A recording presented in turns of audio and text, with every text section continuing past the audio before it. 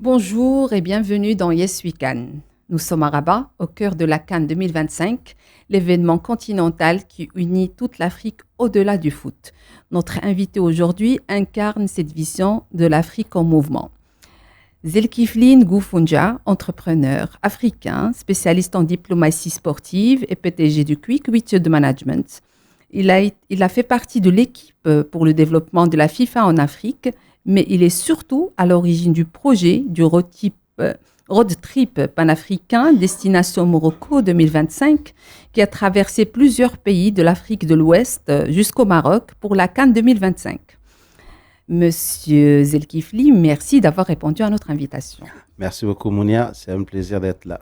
Comment vous vivez aujourd'hui cette CAN au Maroc? Alors, la CAN au Maroc, c'est ce à quoi on s'attendait, une fête africaine dans un pays d'hospitalité.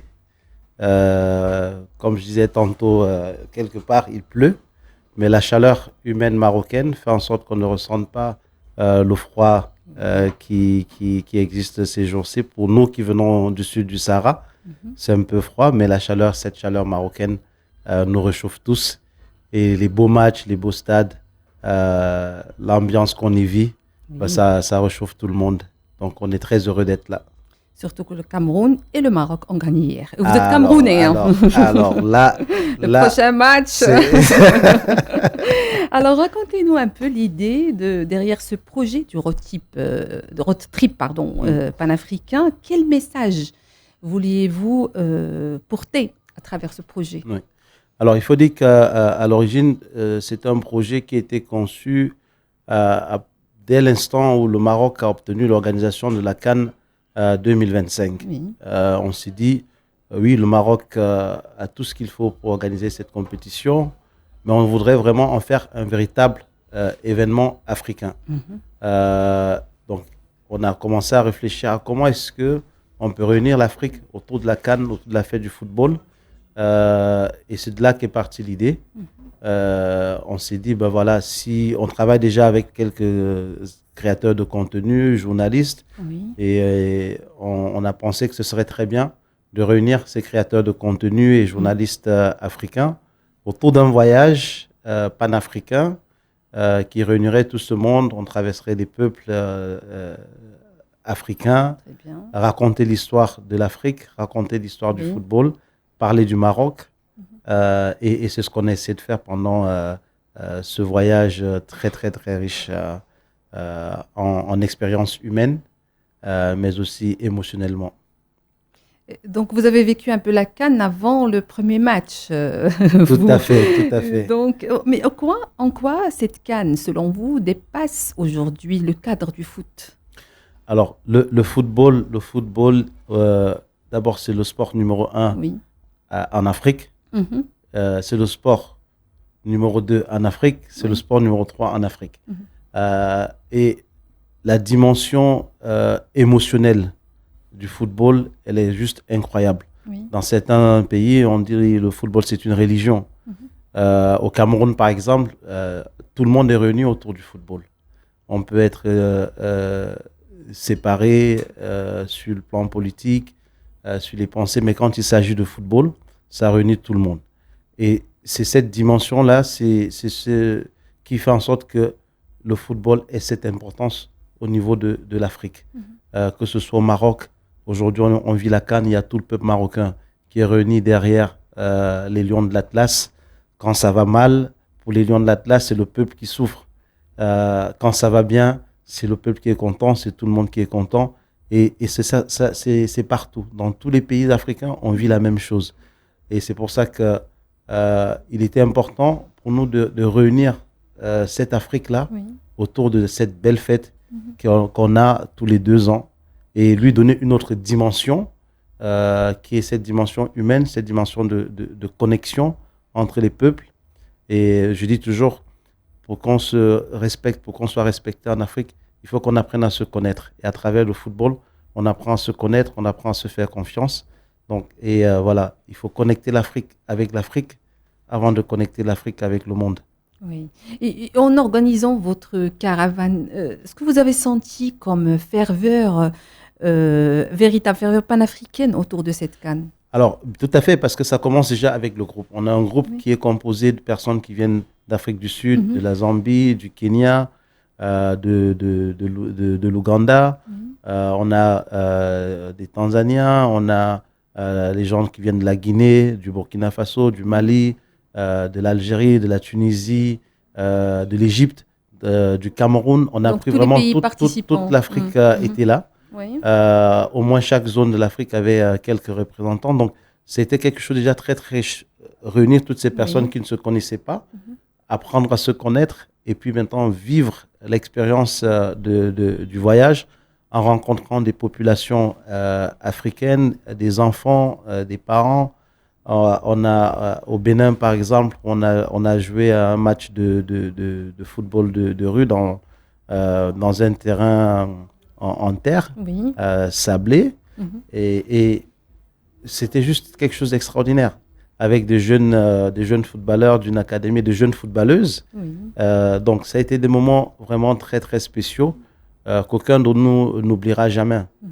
Il y a eu des moments aussi émotionnels. Je pense après, dès l'instant qu'on a fait le premier match, certains de nous se sont sentis très, très privilégiés. Et je pense que c'est ce qu'on a ressenti aussi à travers tout ce voyage, à travers les gens qu'on a rencontrés.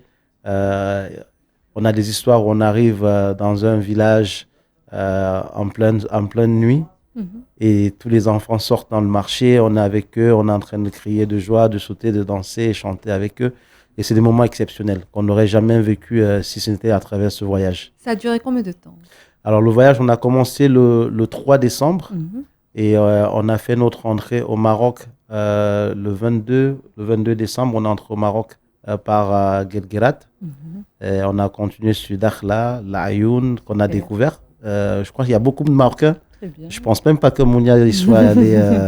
Ah oui? Ben si, au Ah, bah, Sahara tant mieux. marocain. Ah, Ben si, bah, oui, attends, tant mieux, parce je qu'il y a suis beaucoup de marocaine, Ah, hein. ben oui, il y a beaucoup de Marocains qui Eh n'ont non, pas eu l'honneur que moi j'ai non. aujourd'hui d'avoir traversé Je l'ai fait avant. Guerguerat. Bon, ok, on est au même point d'égalité à ce moment.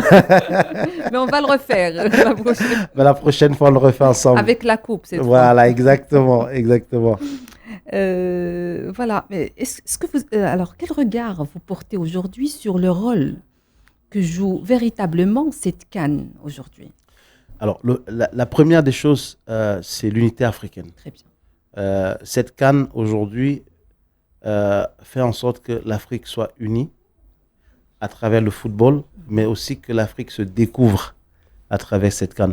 Il y a beaucoup de gens qui arrivent au Maroc aujourd'hui qui ne connaissaient pas du tout le Maroc. En général, au sud du Sahara, on dit le Maghreb en embrassant tout le Mhm, Maghreb. mhm. Mais les gens se rendent compte que dans ce Maghreb-là, il y a le Maroc Oui. qui a le Maghreb tout seul. Mhm.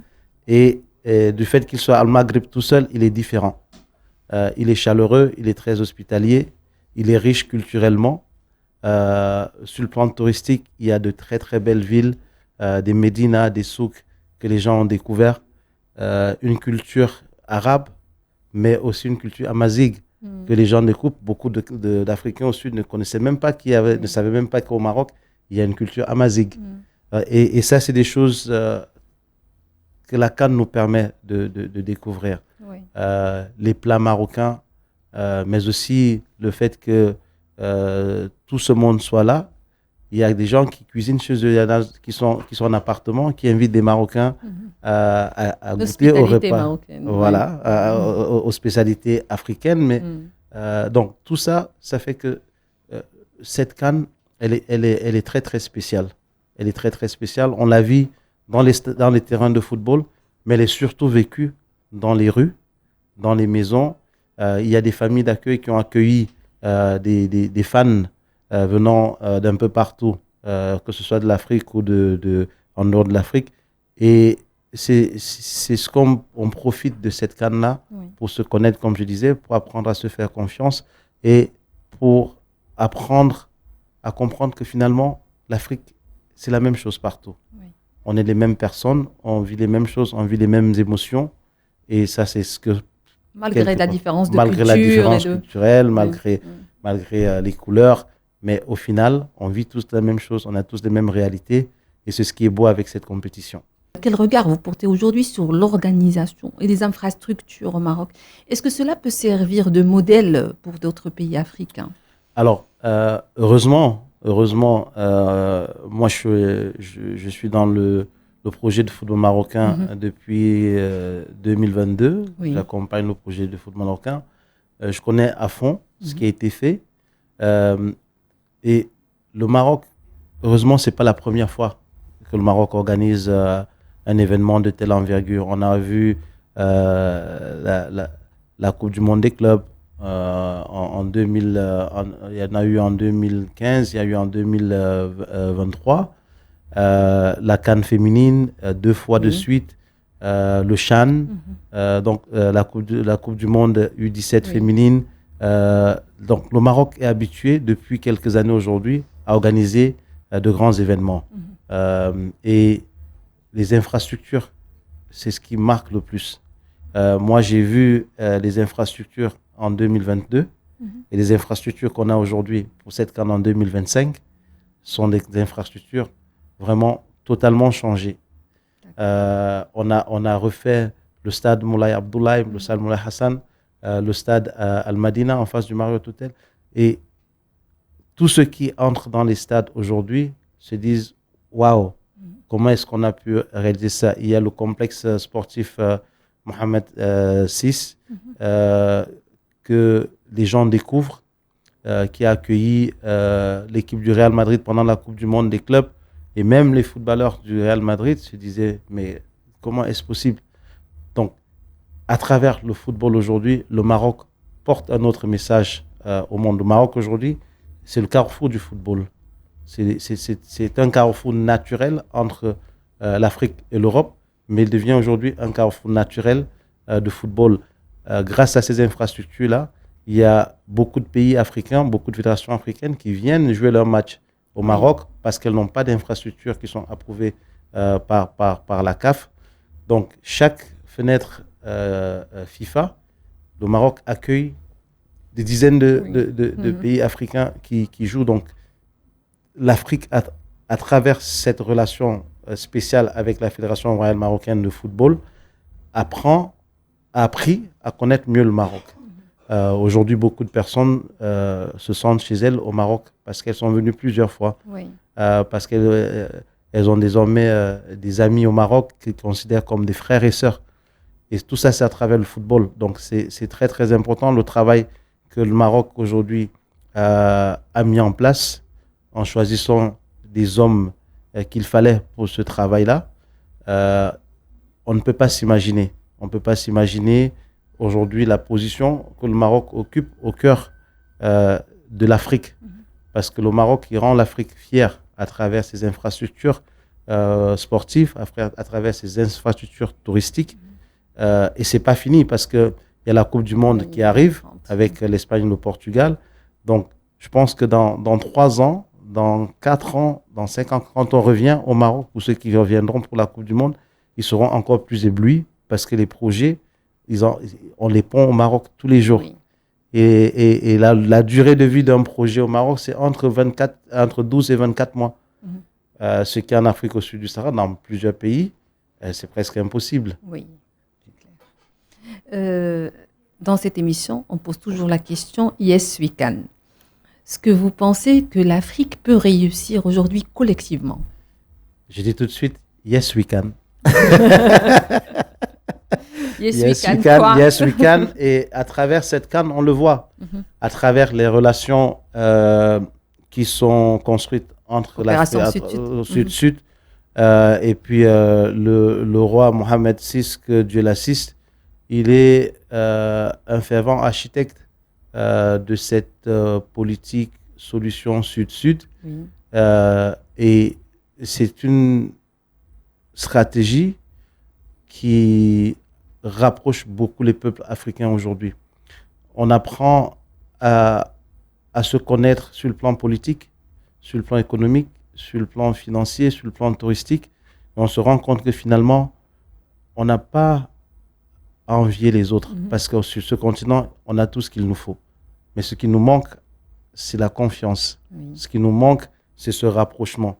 Aujourd'hui, à travers le voyage, on l'a vu combien c'est difficile de passer d'un pays à un autre en Afrique. On a passé des journées entières à traverser une frontière. Des journées entières. Ailleurs, c'est pas ça. On ne se rend même pas compte qu'on a traversé la frontière déjà. Mais, et c'est cette lourdeur administrative africaine qui nous retarde encore dans beaucoup de domaines. C'est ces questions de visa sur le continent qui nous retardent beaucoup.